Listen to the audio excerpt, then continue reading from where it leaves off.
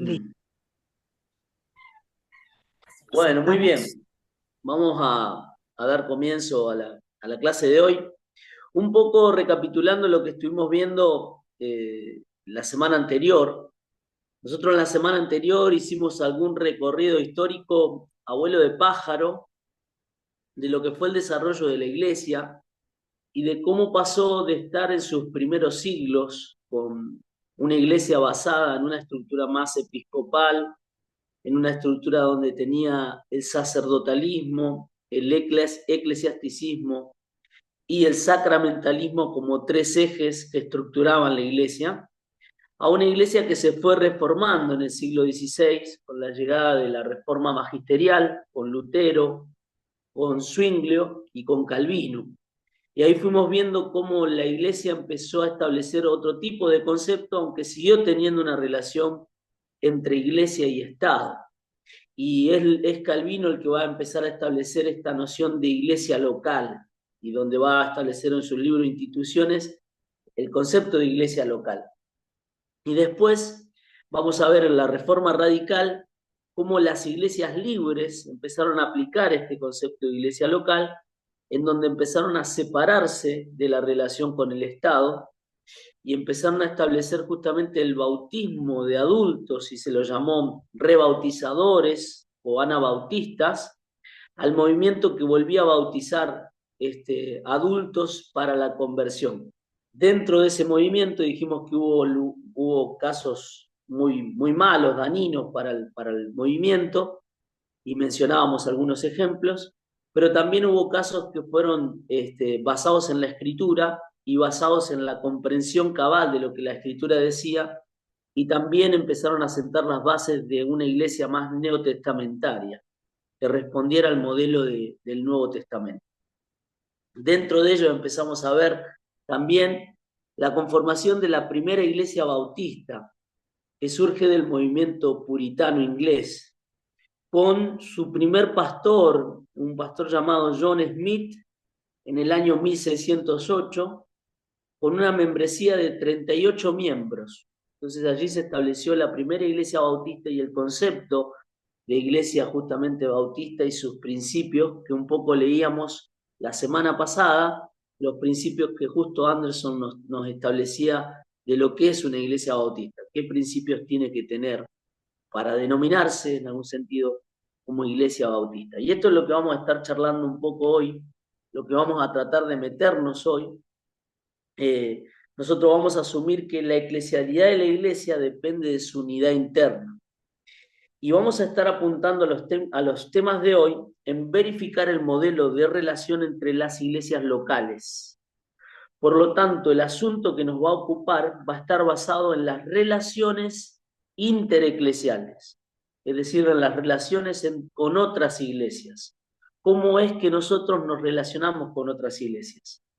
En estos temas vamos a tener la oportunidad de operar con conceptos tales como la libertad de asociación humana, las distintas expresiones de un unionismo según su función socio-religiosa y temas como el denominacionalismo y el ecumenismo. Dos temas que vamos a estar tratando de ver y de charlar y de poner allí justamente nuestra visión sobre estos temas, el denominacionalismo y el ecumenismo.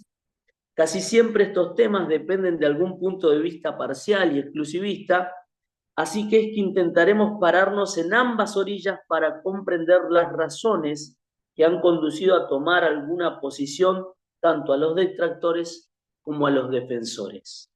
Así que vamos a empezar a arrancar con el tema de hoy. Vamos a ver como primer tema las relaciones entre iglesias bautistas. Relaciones entre iglesias bautistas. La unidad interna de una iglesia es un asunto de irrebatible necesidad que constituye su eclesialidad. Es decir, hace a su ser más íntimo. Si la iglesia no experimenta la unidad interna antes de ir al encuentro de otras comunidades de fe, será lo mismo que una familia con pésimas relaciones internas que semanalmente finge integridad y armonía en el seno de su propia congregación. La unidad es como la madurez, no se la puede fingir por mucho tiempo. De manera que lo primero que tenemos que establecer para tener una relación con otras iglesias es ver el concepto de unidad y ver cómo se está experimentando la unidad dentro de la iglesia local a la que somos parte, cómo se expresa esa unidad, cómo se manifiesta, para poder entonces hablar de una unidad más extendida con otro tipo de iglesia.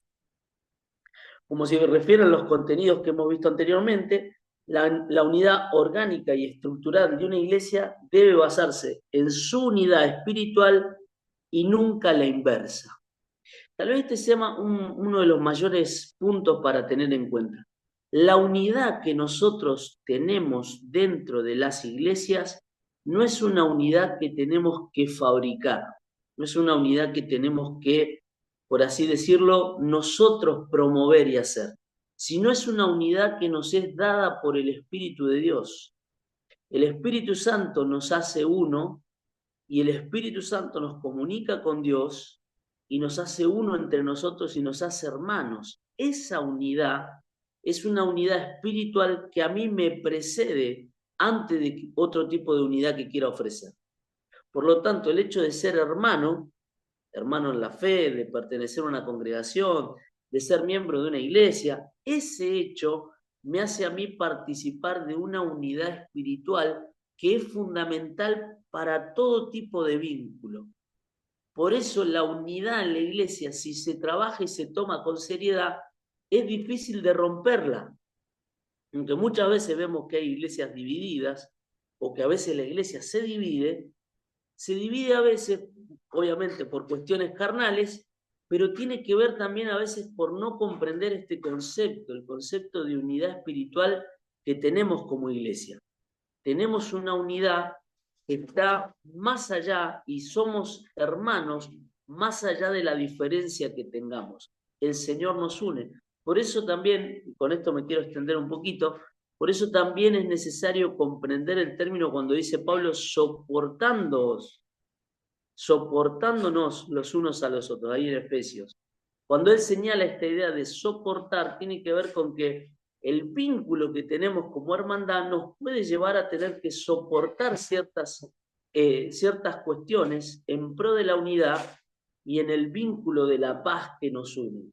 Estamos en paz con nuestros hermanos y ese es el principio fundamental. Por eso también Pablo en la misma carta a los Efesios va a decir que Dios ha roto toda enemistad y la ha clavado en la cruz a las enemistades. Y es muy interesante este concepto porque tiene que ver con que si Dios rompió las enemistades y las clavó en la cruz, también formó un pueblo. Y para ellos era mucho más complejo tal vez que para nosotros, porque era la unión a veces entre un pueblo judío y un pueblo gentil, un pueblo con cultura diferente, con manera de pensar diferente, con roces muy cercanos unos con otros, pero que habían sido llamados a la paz porque estaban en paz con Dios, porque Dios había llevado su enemistad y los había constituido en un solo pueblo. Por eso las diferencias tenían que ser dejadas de lado, o por lo menos puestas bajo el vínculo de la unidad espiritual que se tenía. Me parece interesante afirmar este concepto en la vida de la iglesia. Para tener relaciones con otras iglesias, lo primero que necesitamos afirmar es la unidad y trabajar la unidad dentro de nuestras congregaciones. Ahora bien, el principio de libre asociación. ¿Qué dice la Biblia sobre la agrupación de personas? La libre asociación de los seres humanos para propósitos altruistas está garantizada desde los estratos más representativos de la sociedad universal. Para los cristianos, esta libertad es el resultado de la redención del Maestro de la libertad, el Señor Jesucristo. Y es el objetivo de Dios para toda la humanidad. Jesús dijo, porque donde dos o tres se reúnen en mi nombre, allí estoy yo en medio de ellos. Mateo 18:20. A lo cual podemos agregar otros textos, como 2 Corintios 3:17, que dice, ahora bien, el Señor es el Espíritu, y donde está el Espíritu del Señor, allí hay libertad. Y hay otro pasaje más, dice la Escritura en Juan, así que si el Hijo los libera, os libertare, serán ustedes verdaderamente libres. para completar el concepto de una libertad de asociación en Cristo. Esto es fundamental. En Cristo tenemos libertad. Libertad para asociarnos, libertad para vincularnos. Él nos ha hecho libres y el estar en Él nos da la posibilidad de vivir una vida verdaderamente libre. Cuando los cristianos y cristianas conocemos el proyecto de unidad de Jesús en Juan 17, tres verdades surgen de su desarrollo. Primera, la unión de la que Jesús habla involucra a todos los hombres y mujeres que le siguen sin más identidad que ser discípulos. La única identidad que tienen es la de ser discípulos. Segundo, la unión de la que Jesús está hablando no es una unión orgánica, como un gran paraguas organizacional, sino una unión espiritual, como recién hablábamos y hacíamos énfasis, que la trasciende realmente. Y a esta unión, tercero, no se le puede buscar un para qué o una condición utilitaria, aunque ella produzca beneficios posteriores. Usando la metáfora de la familia, en ellas las personas se aman por encima de la posición o investidura del rol y lo hacen por entrega, no por interés. Es decir, cuando vamos a hablar de que nos vamos a unir con otras iglesias y vamos a reconocer también el punto de que también otras iglesias son hermanas nuestras, lo que vamos a reconocer es que no nos movemos por un principio utilitarista, es decir, vamos a ver qué cosas podemos hacer en común y qué nos es útil para hacer, sino que hay un concepto que nos trasciende y que es mayor. Nos unimos porque somos familia, porque pertenecemos a una familia de la fe y porque este hecho de pertenecer a una familia de la fe nos invita a amarnos por encima del interés que queramos tener sobre el otro. Aunque hay beneficios cuando nos unimos, la idea no es justamente vincularme por un principio utilitarista, es decir, porque me es útil para algo. Eso es una consecuencia de la unidad que voy a tener. Lo hago justamente por amor y lo hago por entrega, por deseo de reunirme con otros hermanos en la fe. En la Biblia, la asociación humana es plenamente deseada y aprobada cuando sus propósitos reflejan propósitos divinos, tal como encaminarse hacia el bien humano. De allí en más, las organizaciones mundiales asumen que para la autodeterminación y establecimiento de sus propios gobiernos se debe garantizar a los pueblos la libre asociación, la independencia y la anexión. En el artículo 20 de la Declaración de los Derechos Humanos dice: toda persona tiene derecho a la libertad de reunión y de asociación pacífica. Segundo, nadie podrá ser obligado a pertenecer a una asociación. Y el apartado número 1 del artículo 29 reza que toda persona tiene deberes respecto a la comunidad, puesto que solo en ella puede desarrollar libre y plenamente su personalidad. Es decir, que el derecho de asociación implica una responsabilidad entre y hacia los pares con los que el individuo se asocia. Es decir, tenemos que ser responsables al momento de asociarnos con otros lugares y al momento de ejercer esta libertad de asociación que tengo. Por ejemplo, la doctrina social de la Iglesia tiene un apartado que es su doctrina social, la Iglesia Católica Romana, reconoce que de la intrínseca sociabilidad de los seres humanos se deriva el derecho de reunión y de asociación, como también el derecho de dar a las asociaciones la estructura que se juzgue conveniente para obtener sus objetivos y el derecho de libre movimiento dentro de ellas, bajo la propia iniciativa y responsabilidad para el logro concreto de estos objetivos. La Constitución también nacional argentina garantiza la libertad de los individuos de asociarse con fines útiles, de profesar libremente su culto, de enseñar y aprender, por ejemplo en el artículo 14. Aunque nada dice de la asociación de instituciones, se infiere que esta última, por simple extensión, gozaría del mismo derecho que las personas individuales. A esta altura nos vamos dando cuenta de la legitimidad de la libre asociación que tenemos como personas. Ahora muy bien, independencia e interdependencia, capacidad para la autonomía. La autonomía quizá es la norma de las normas de la Iglesia, hija de la Reforma, es decir, hija de la Reforma radical. Las iglesias libres tuvieron como eje y como principio el concepto de autonomía. Esta autonomía no debe ser confundida con la anarquía. No quiere decir que la autonomía de la iglesia implica que no hay ningún tipo de gobierno o que la iglesia no responde a ningún tipo de gobierno dentro de sí misma, sino que, como diría Rousseau, es la obediencia a la ley que nos hemos dado, la obediencia a la ley que nos hemos dado. El principio neotestamentario de la independencia de una iglesia local, en términos de recibir órdenes de otras comunidades de fe, de algún organismo superior o del Estado, es un aspecto que solo se puede sostener en tanto una comunidad local sea capaz de tomar decisiones grupales e individuales. Es decir, para reconocer que voy a ser autónoma y que la iglesia va a ser autónoma, la iglesia necesita hacerse responsable de las decisiones que va a tomar y necesita justamente reconocer la independencia que tiene. Es como justamente cuando uno de nuestros hijos se hace autónomo y se hace responsable. Él se tiene que hacer cargo de sus propias decisiones y tener en cuenta la independencia que va a ejercer. De la misma manera, dentro de las iglesias locales y sobre todo la iglesia de la Reforma, establecen esta responsabilidad que tenemos como iglesia, de ser autónomos, de movernos independientes y de ser responsables a la hora de movernos de esa manera. Esa es la razón por la que Anderson habla de reuniones administrativas en las iglesias antes de introducir la cooperación denominacional.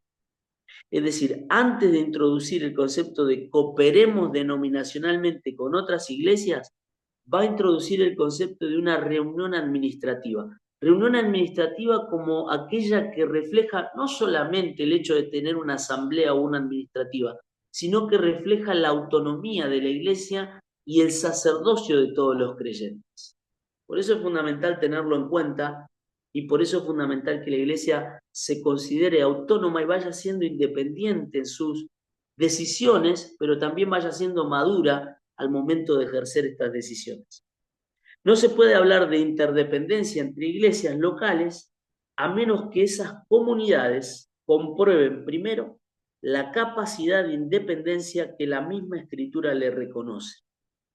Esta independencia, el hecho de que la iglesia sea también independiente, que no haya un organismo que venga a dirigirle lo que tiene que llevar adelante, no es egoísta o indiferente a la relación con el resto, sino que fortalece la identidad a través de las relaciones.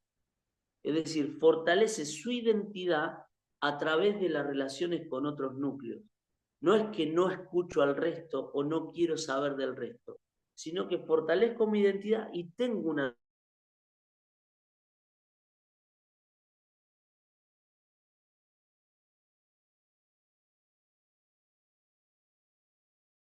¿Seguimos? ¿Continuamos? Sí.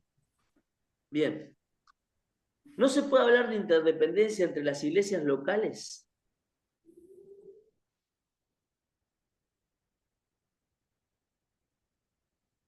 Las comunidades comprueben primero la capacidad de independencia.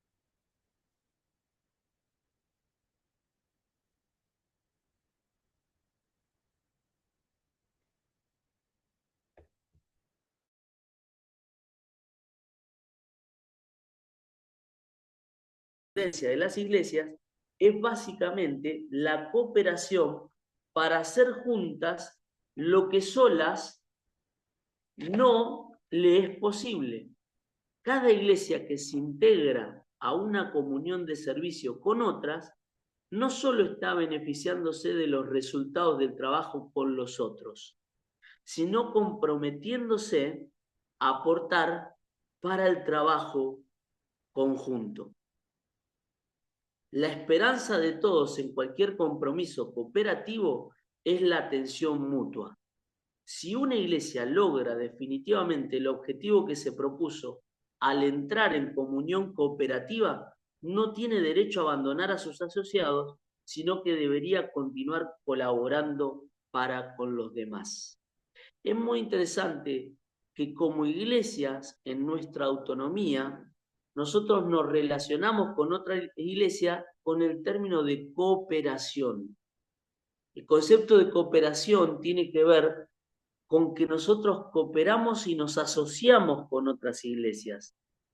Y lo hacemos producto de nuestra libertad y desde nuestra autonomía, lo hacemos para estar en relación con otras. Pero no es que lo hacemos por algún tipo de poder coercitivo o por algún tipo de beneficio que yo trate de sacar de la comunión que tenga con otras iglesias.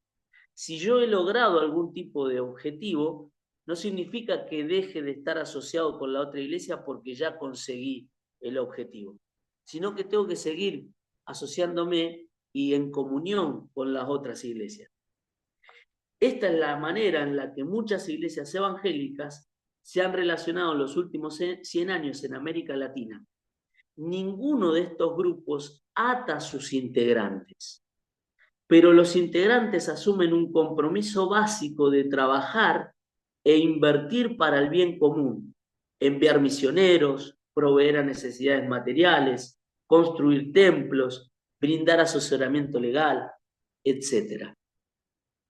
Esto es fundamental. Cuando nos reunimos cooperativamente y ninguno nos atamos o ponemos una carga sobre el otro.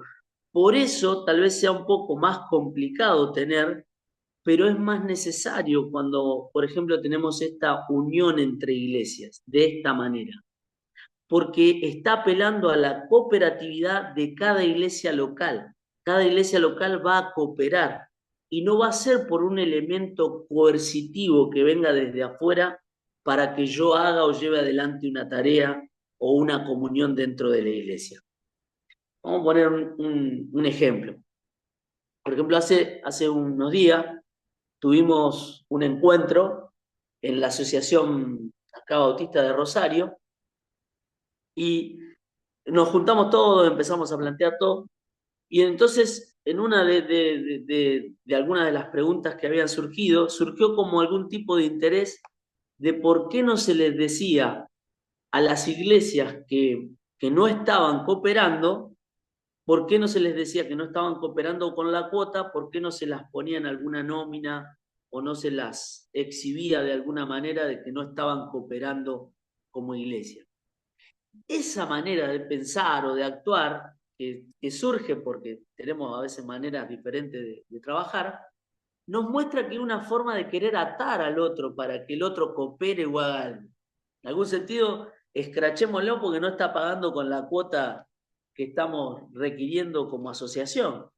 Pero esa manera no es el camino nuestro que tenemos y que queremos tener como base, como, por así decirlo, espíritu de la iglesia, es a través de la libertad y es a través del compromiso que cada una puedan asumir, no a través de algo que los pueda coaccionar para que estén funcionando y funcionen bien.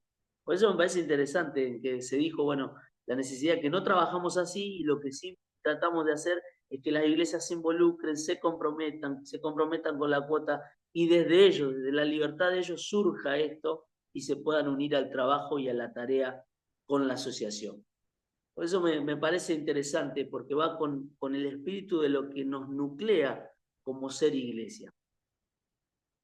Muy bien, este es el concepto que tiene que ver con las asociaciones o las relaciones entre iglesias bautistas. Ahora vamos a ver las relaciones externas de la iglesia. Una moneda española de 1953 tiene en su adverso el rostro del general Franco. A su alrededor reza la frase: Francisco Franco, caudillo de España por la gracia de Dios.